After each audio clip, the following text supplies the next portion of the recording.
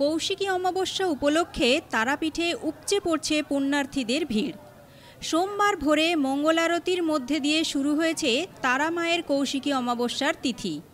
এদিন প্রায় লক্ষাধিক পুণ্যার্থী আগমন হয়েছে তারাপীঠ মন্দিরে। ফুল ও সোনার গয়না দিয়ে রাজরাজেশ্বরী বেশে সাজানো হয়েছে মাকে। মঙ্গলারতির পর পুণ্যার্থীদের জন্য খুলে দেওয়া হয়েছে মন্দিরের গর্ভগৃহের দরজা। আজ সারা রাতই মন্দির খোলা থাকবে। পুজো দেওয়া যাবে সারা রাত। তবে ভোর ৩টে নাগাদ ১ ঘন্টার জন্য দেবীকে শয়নে রাখা হবে।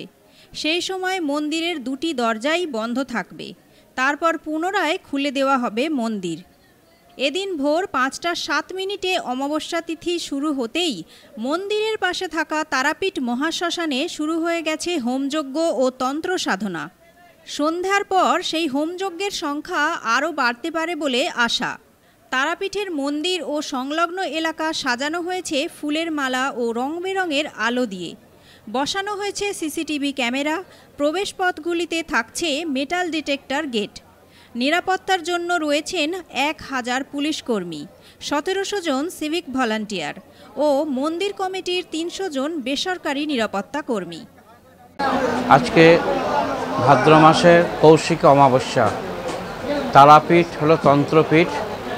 তন্ত্রের যে উপাচার আছে সে উপাচার মেনে আজকে মায়ের মন্দিরে পূজা, হোম, যজ্ঞ, ভোগ তন্ত্র মতে হচ্ছে। আজ তারাপীঠে একটা বিশেষ দিন।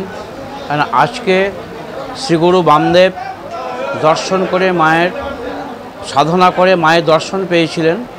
এই জন্য তারাপীঠ আজকে প্রসিদ্ধ। আজকের দিনে বহু তীর্থযাত্রীর আগমন হয়েছে, বহু তন্ত্র সাধকের আগমন হয়েছে। তারা শ্মশানে সাধনা করবেন এবং তীর্থযাত্রীরা যা পুণ্যার্থী এসেছেন তারা মায়ের একটু চরণ স্পর্শ করার জন্য পুজো দিচ্ছেন। তারাপীঠ সিদ্ধপীঠ। এখানে যে যার মনস্কামনা নিয়ে আসে সেটা তার পূর্ণ হয়। মন্দির থেকে আমাদের সব রকম আয়োজন করা হয়েছে তীর্থযাত্রীদের জন্য, যাতে সকলেই পুজো দিতে পারে। সেই মতো আমরা সব ব্যবস্থা নিয়েছি এবং পুলিশ প্রশাসনও ব্যবস্থা নিয়েছে। ভোরবেলায় আমরা ৪টের সময় মায়ের মন্দির খুলে দিয়েছি। পুণ্যার্থীরা পুজো দিচ্ছেন। মানে ৫টা ৫-এ অমাবস্যা লেগেছে। আগামীকাল সন্ধ্যা ৬টা ২৯ পর্যন্ত, সকাল ৬টা ২৯ পর্যন্ত অমাবস্যা থাকবে। এই সময়ের মধ্যে সমস্ত তীর্থযাত্রী যাতে পুজো দিতে পারে আমরা সারা রাত মন্দির খোলা রাখছি।